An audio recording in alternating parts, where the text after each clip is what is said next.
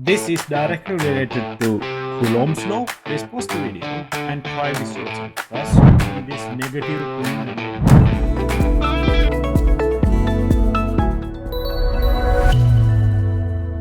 Hello everyone, welcome to Maths Easy. Here's an A-level exam question on electric fields. Here you can see a 3 nanocoulomb charge plus 3 on the left hand side. And 20 centimeters to the right of it, you can see negative 2 nanocoulomb. And there's another negative 2 nanocoulomb charge 130 centimeters from the first one. The question is to find the resultant force on the charge in the middle. This is directly related to Coulomb's law. Please pause the video and try this yourself first. And when you want to check the answer, press play.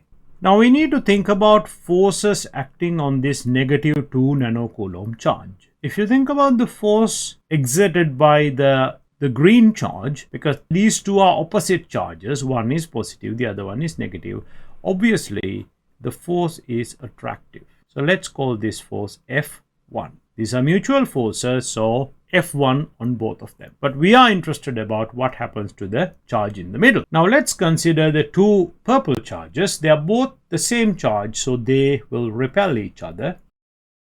So let's call them F2. Now we are only interested about the charge in the middle, and you can clearly see the overall force on it is the sum of F1 and F2. So that gives me my final answer. So to find the force F1 and F2, I can use the formula F is equal to K Q1 Q2 over R squared according to Coulomb's law. Let's find an expression for F1.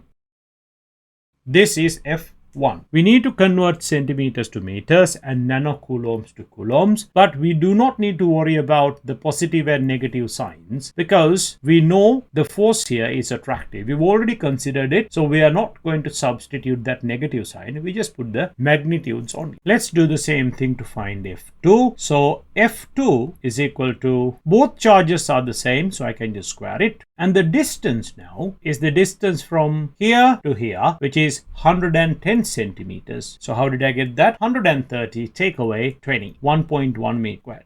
Now I can simply add these two expressions in the calculator to get my answer for capital R.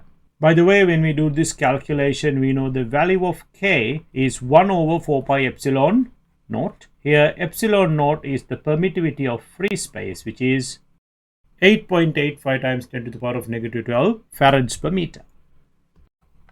So my final answer is 1.3784 something times 10 to the power of negative 6. So let's call it 1.4 times 10 to the power of negative 6 newtons to the left.